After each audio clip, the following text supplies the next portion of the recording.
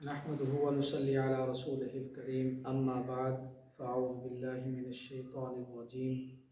بسم الله الرحمن الرحيم يا أيها الذين آمنوا لا تتبعوا خطوات الشيطان قال النبي صلى الله عليه وسلم إنما الأعمال بالخواتيم۔ حضور علیہ الصلاۃ والسلام کا فرمان مبارک ہے کہ تمام اعمال کا دار و مدار اس کے خاتمے پر ہے۔ اس لیے رمضان المبارک میں رمضان کے روزے کو باکمال بنانے کے لیے آخری عشرہ کی جو محنت ہے وہ محنت سرکار دو عالم صلی اللہ علیہ وسلم نے کثرت سے احادیث کے اندر بیان فرمائی،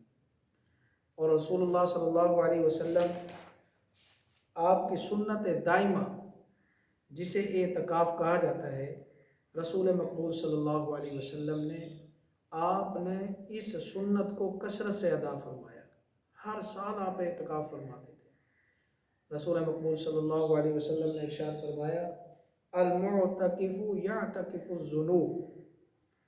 جو اعتکاف کرتا ہے آخری عشرہ کا، اس کو سب سے پہلا جو فائدہ ہوتا ہے وہ گناہوں سے محفوظ ہو جاتا ہے۔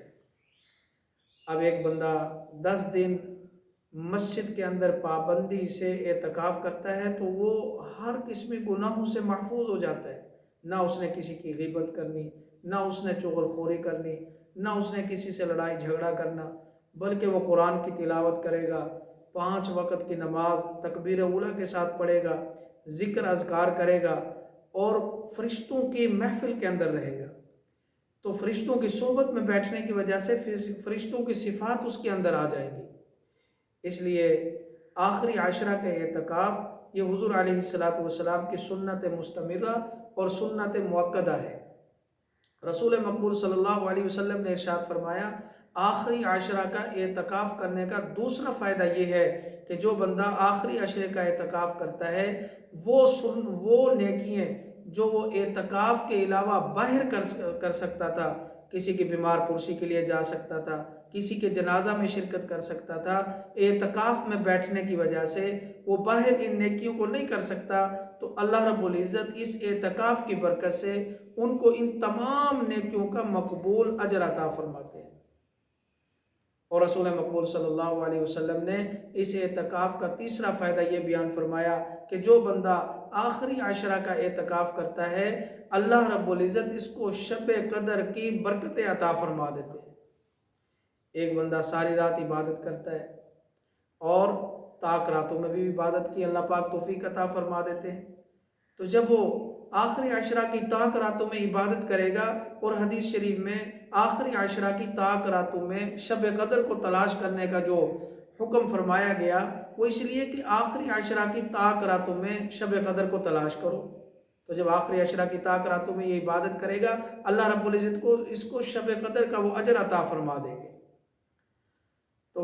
حدیث شریف میں آتا ہے، من اعتکف عشرا فی رمضان کحجتین وعمرتین، جو بندہ رمضان کے آخری عشرے کا اعتکاف کرے گا، اللہ اسے 2 مقبول حج اور 2 عمروں کا ثواب عطا فرماتے ہیں۔ اس لیے شریعت مطہرہ نے ہمیں رمضان المبارک میں جتنی بھی کمی کوتاہی ہوئی 20 دنوں کے اندر، اور ان کمی کوتاہیوں کو پورا کرنے کے لیے اللہ رب العزت نے ہمیں آخری عشرہ کا اعتکاف جو عطا فرمایا، یہ امت مسلمہ پر بہت بڑا اللہ کا انعام ہے کہ ان 10 دنوں میں ان تمام کمی کوتاہیوں کو جو اب تک ہو چکی، جو 20 دنوں میں روزے کا وہ کمال ہم حاصل نہیں کر سکے، ان 10 دنوں میں مسجد میں اپنے آپ کو پابند کر کے ان نیکیوں کو حاصل کر لیں، ان اجر و ثواب کو ہم پا لیں جو رمضان المبارک کی برکتیں اور انعامات اور ثمرات کا اللہ رب العزت نے اعلان فرمایا۔ جیسے کوئی محبوب اگر ناراض ہو جائے تو بندہ خط و کتابت کے ذریعے اس کو منانے کی کوشش کرتا ہے۔ اگر وہ خط و کتابت کے ذریعے، موبائل فون کے ذریعے، موبائل پہ میسج کے ذریعے اگر وہ نہیں مانتا، تو پھر اس کے در پر جا کر جب بندہ بیٹھ جاتا ہے کہ میں تیرے در پر آیا بیٹھا ہوں، اب تو مان جا، تو ایک نہ ایک دن وہ مان جاتا ہے۔ باہر کے مسائل، باہر کی پریشانیاں، دنیا کے جھمگٹے اور دنیا داری کے اندر ہم اللہ رب العزت کو بھلا دیتے ہیں، جس کی وجہ سے ہمیں رمضان کے بھی وہ صحیح ثمرات نصیب نہیں ہوتے۔ تو جب بندہ آخری عشرہ کا اعتکاف کرتا ہے گویا کہ اللہ کے حضور آ کر بیٹھ جاتا ہے، یا اللہ میں تیرے گھر میں آیا بیٹھا ہوں۔ اس گھر کے اندر آ کر جب وہ پابندی سے 10 دن اعتکاف کرتا ہے، راتوں کو اللہ کے سامنے گڑ گڑا کے روتا ہے، پھر اللہ رب العزت اس کی پچھلی کمی کوتاہیوں کو معاف فرما کے اس کو رمضان کی برکتیں اور رمضان کے ثمرات عطا فرما دیتے ہیں۔ اللہ رب العزت ہم سب کو رمضان کے صحیح روزے